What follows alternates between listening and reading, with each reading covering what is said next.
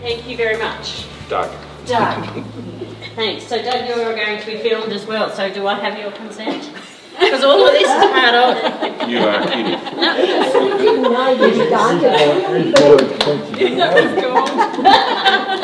Thanks, Doug. Hello, everybody, and welcome. My name is Marie Montgomery, and I am the Principal Educator for the Older Persons Advocacy Network, which is a national body which is protecting the rights of residents in aged care. Today we're talking about, and particularly for you guys as well that will be bringing this in, is the new Charter of Aged Care Rights. And what this is giving you a voice about what it is that you want in your aged care facility and what are your rights. Not only are they your rights, but they're every one of your rights. So one person's right needs to be aware of somebody else's right, because we're living in a community, okay? Visit their website at opan.com.au. Do we have any questions at all, or where I can tell you to go and get help if you need it? So it is here with the provider, but also outside of that, if you need assistance with a voice or some concern, there are advocacy services across Australia, of which OPAN is the umbrella, the national peak body. So you can find us very easily. It's OPAN, OPAN, Older Persons Advocacy Network.com.au. It's always available through your provider, and they have to comply to give that advocacy assistance. More communication. Keep the lines open. Keep the lines open. And remember, OPAN's there for you guys as well. Communication. Do you know what I mean? It's to be able to keep that communication going and have this collaborative, walking together. Yes. It's just working out the way we're going to deliver it to everybody. Yes. Yeah, we've got to work that out. And each residential aged care facility is going to be, or home care facility, or community care, so it's Meals on Wheels, it affects everybody. Is going to deliver it. Yeah. And it's got to be nuanced to the individual and to the provider and come together to make a plan, and this is what we want, this is what we're doing. All right, I am so thankful for your time and your input today. Well, thank you. It's pivotal. I'll come again and you'll hear about me a lot. OPAN, not me, it's not about me. You'll hear about OPAN a lot in the up and coming months, okay? Looking forward to it. Yes, and there are amazing advocates out there, so call on them as well at any time. Filming, and so therefore I have to ask for your consent, because this film will be utilised, plus many others across Australia. I'm going to be getting many voices across Australia, and we are using this to help with education, how to have a conversation, what are rights, how to talk about rights, and take the time to sit down and do this. So we're filming, we're asking for your consent that you would be happy to be filmed, that this would be used not only on our website, but it will be used, I'm conducting a live webinar across in Sydney next week, 2 days of webinars, and they are to staff in Australia, okay, they're called workforce webinars. And I know, look out. And cheeky ones are always at the back. And then I'm travelling across Australia in June, and you will be the first of the presentations or the first of the discussions and having the conversation. How does it come out of this national? I need a chair. I can't stand in front of you like I'm this educator. How does it come out of? The national thing when that's not finished, the inquiry. That's a really good question. You're spot on. Yeah. So the first parts are that we have your voice, I guess, and acknowledge what you want and what is right, and to give you respect and dignity in care. Does that make sense? Because that was the first problem, that this is why the Royal Commission has come about, hasn't it? So there are two things that are coming in the 1st of July. Jean, so lovely to meet you, Jean. You too, dear. Yes, so we need to talk to you today. Hi, I'm Marie. Yep, Ross. Ross, are you two together? Yes. Right, great. So we're going to be filming today as well, so that we can utilise this as an ongoing educational tool for all staff and everyone involved in aged care across Australia. So we need to have your consent, Jean. So your face will be, the recording will be used on our website. The Border Mail is coming today. Gorgeous. And also, when I'm travelling across Australia, I will use components of this film for education. Do I have your consent? Yeah, Thank you so much. I really appreciate it. that's nothing. Okay, are you happy? Yes. Yes? You got the money? Got the money. God, when they give it to me. Are you happy to be on film? Thank I'll you. probably go to the back actually, but that's No, all no, right. you stay right there. Hello. My name's Marie. I'm well. You're with Brian, okay. And this little one? It's Mickey. Hello, And I Mickey. couldn't get away without her. She got in the car and she's into Brian straight away. Mickey, you're going to be on film today, so are you happy to be filmed? It will be utilised for education across Australia. You got to pay us And I some money. appreciate it. Put your lippy on. I've grabbed a bit of lippy for her, but I would have got a bit for you later in. What is the new charter? Because you guys are new to it as well, and it's effective in the 1st of July.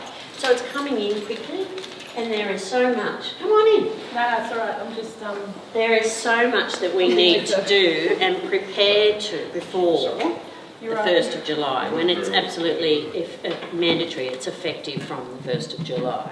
Okay. So places like Westmont here, which is such a beautiful facility, we'll need to bring these in and apply to it. Okay. So let's just see the video.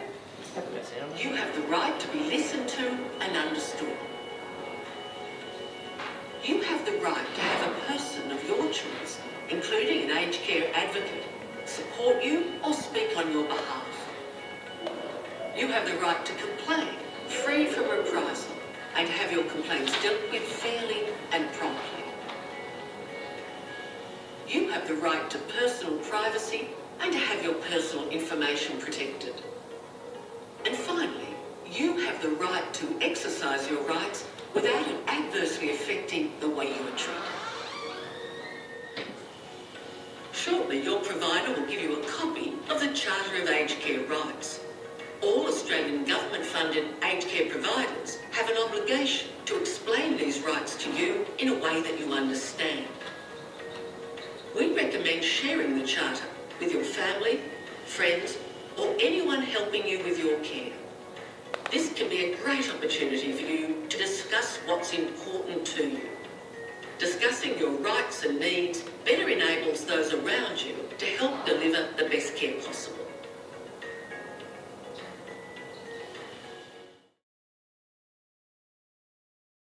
To access all information about myself, including information about my rights, care and services. I have the right to control over and make choices about my care and personal and social life, including where the choices involve personal risk. I have the right to control over and make decisions about the personal aspects of my daily life, financial affairs and possessions.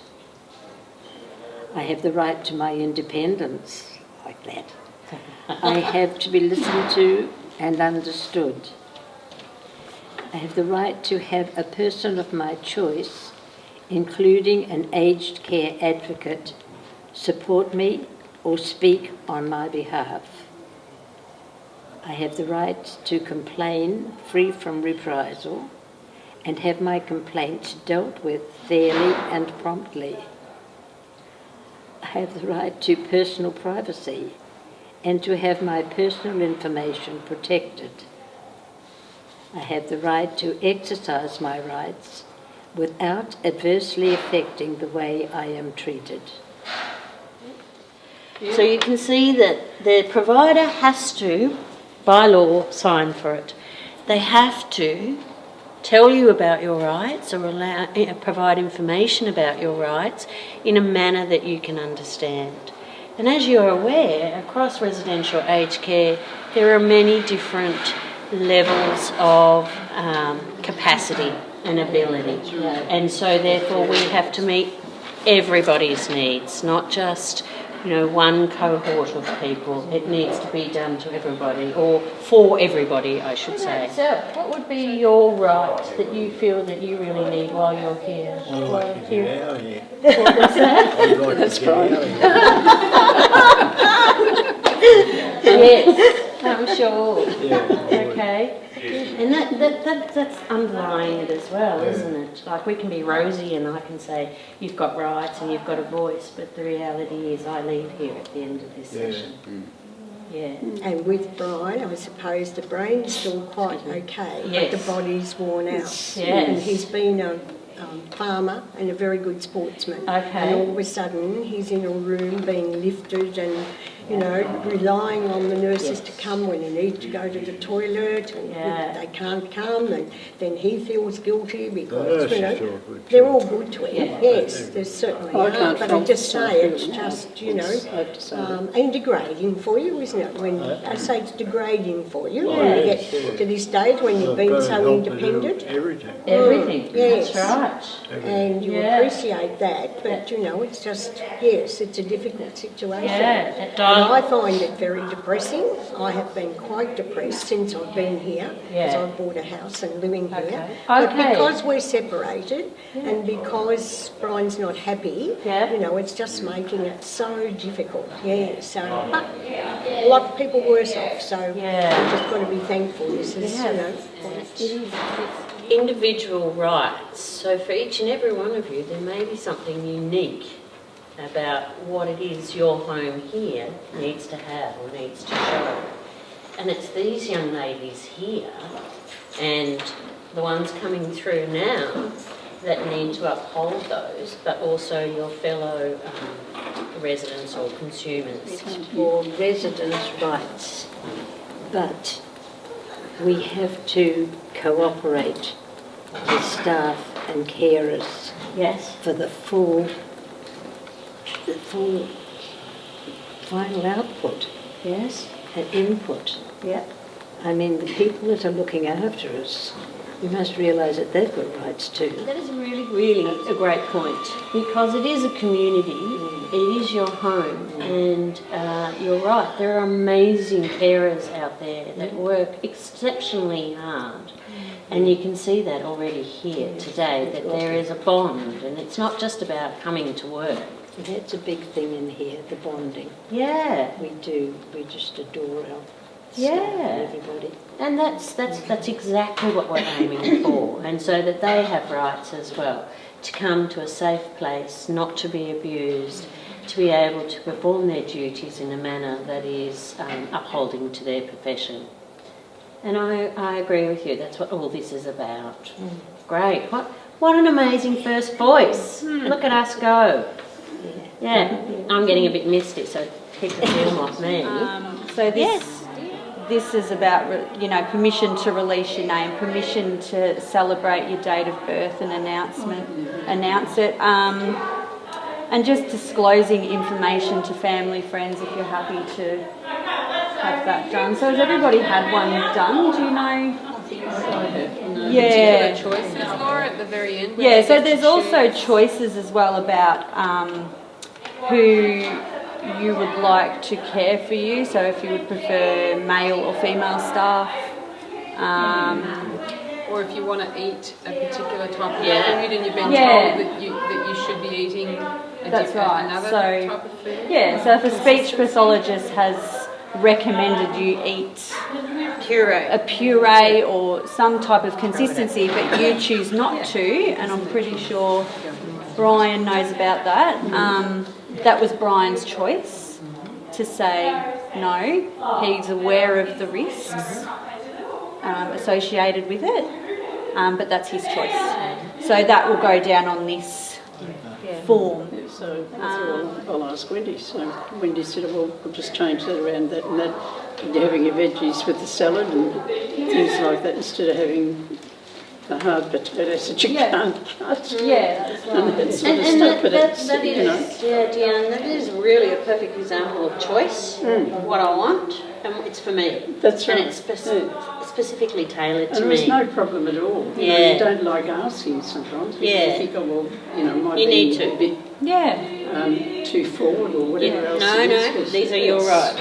You know, I don't think I'm too demanding. Yeah. I think too, there's a lot of difference in you know, ones that are in here, like Brian, sort of can't write anymore because he has MS. Yes. And his problems are, you know, he can't fill in forms, can't sort of do things like this, and it does make it hard. And as Laura's saying, you know, he's had problems with you know, the speech therapist. She wanted him to go on these thickened diets and that, which he can't stand. And I mean, I've been looking after him for the last 20, 30 years, and he's never choked yet on me, and I know what he can eat and all that. Right. But they were, but they were, you know, saying no, he should be. But see, he just dug his heels in. He hates it, and he wouldn't eat. So he's lost over a stone in weight, but now he's back to eating the ordinary foods, and so you go and you know, everybody is different, I guess, because if you can't get around, you can't speak up for yourself properly, or you don't hear, you're finding problems with hearing, aren't you? You can't walk, you can't fill in forms, and it's all that you can't do anything really, and it's really hard. You know, I think it's going to create it. Everyone is going to interpret it in their own way. Yeah. And I can see a lot of headaches coming up. The staff mostly. Okay. So how do you feel then that we like can support them, because they do an amazing job? Be a clause somewhere that although they have responsibilities to us, we have responsibilities to them. That everyone is going to interpret every one of those rights in their own way. That's exactly right. And that is going to bring a lot of headaches all round. Probably. So there's a lot of ironing out to do. Yes, there is.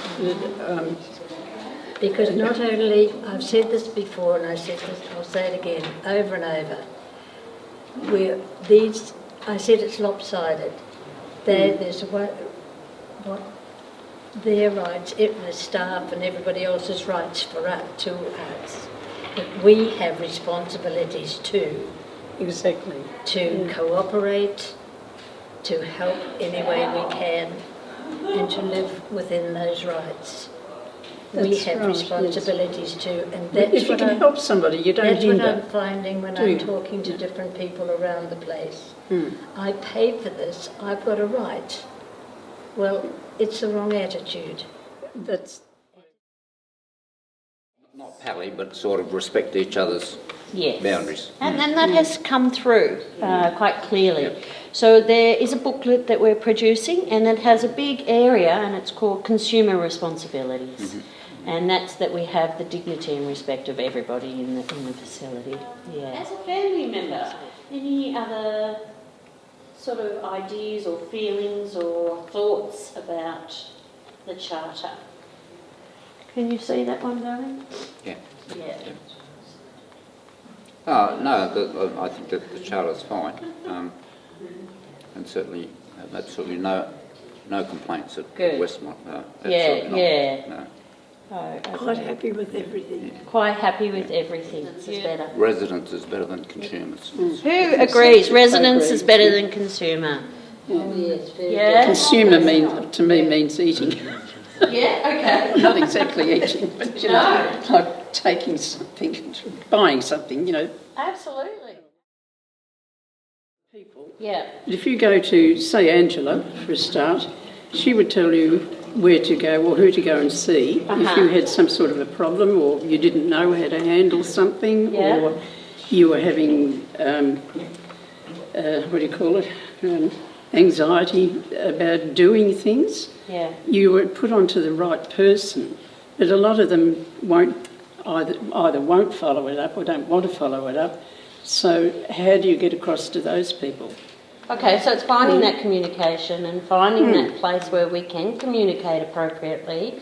And I imagine there would be a great deal of anxiety when you first arrive. It is. Yeah, would Very that be much. an agreeable, is it an anxious thing to come? And Well, your life's move? taken away Yeah. from you, so it's For a big families change. as well, yeah, and for little ones as well, So there is some anxiety, so that needs to be, I guess, discussed. And that initiation period sort of be a bit, would it be better if it was a bit, I know there's lots of forms and there's lots of information that's also given. A lot of people don't read forms like that really either. Sorry. Something we could review in our forms. Yeah. That's in there as a form. Yeah. Some people don't want to listen either. And I think when we first came in, both of us, would have been lovely if we could have sat down and talked to someone about what is, what we're able to do and what we're not. Even me in the homestead, just having someone to explain things to you. And when you knew, and like I had lots of problems because I was shifting sort of on my own. I had Brian to look after. He only spent 4 weeks in our new home and had to come in here to total care while I'm trying to shift off a farm and have everything. And I was supposed to sit down and read all these papers and then got into trouble because I hadn't read that you had to fill in a form here or do whatever. And I'm thinking, that's sad. All I wanted to do was to meet people, find out, and Brian was a bit the same, but we didn't have that opportunity. A special liaison person that can help you, introduce you to your new I had life. an electric scooter and I took that off. Yeah, that's another sad thing. Absolutely. And we need I find that's the only thing I find here that annoys me, is that some people think that because they're here, they have all the rights and nobody has any. And I find that rather difficult to put up with. Okay. And you're so right in regards to there is a consumer, and I do apologise for the word consumer if you find offence. It is a term that we're using, as Department of Health would like us to utilise. However, if there is another term that you would like me to use, I'm more than happy to use that, because it's you that I'm here for today. So that is really, really a great point. Your provider will have already signed the charter, showing that they understand your rights. If you're comfortable doing so, we recommend you sign the charter too. By signing, you're showing to your provider that you also understand and recognise your rights. If you're not comfortable signing, or you have concerns about your rights not being upheld, talk to your aged care provider, family, friend or carer. Don't worry, your services will not be affected if you choose not to sign the charter. If you prefer to talk to an independent representative, contact OPAN, the Older Persons Advocacy Network, on 1800 700 600. From yourselves, or any of your staff members, whether it be anyone looking through, families, anybody. Okay. So you can see that there are two areas there. One for the provider who must sign this. You don't necessarily have to. We're inviting you to sign this because we understand signing contracts can be quite confronting. It can add to the stress. I understand what this is all about, and so therefore I can take that away and I can read it and I can get more information and sign it or not sign it. Okay? But the provider has to, in that you are getting your rights discussed. Okay? I guess my biggest question to you is, how would you like to discuss this so that this is an education for all the staff out there across Australia in residential aged cares everywhere? How would you as individuals like them to educate you on the Charter? Rather than me standing up here and go, this is what we're doing, what sort of process would you like? It's But you're right, Leanne, we need to sort of get that word of mouth out there. But I guess for other structural sort of processes, so I can put it in place so it's delivered properly. This sort of format, would you like to learn about rights, or a bit more of a sit down just all throughout the day and say, you know, which right's important to you? This is good? Yeah? So you get sort of provides information and support? I think so. All right. Okay, good. Think about the charter. Yeah. I think it's fantastic. Yeah.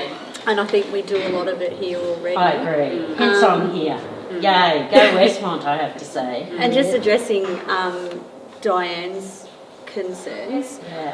So this was before Diane came here. After Diane came here, we've started doing transition into care meetings. Okay. So Diane probably missed that time where when they first move in, let them get settled for a week or two, and then we'll actually have a meeting with the resident, the family, and we'll talk about all that sort of stuff.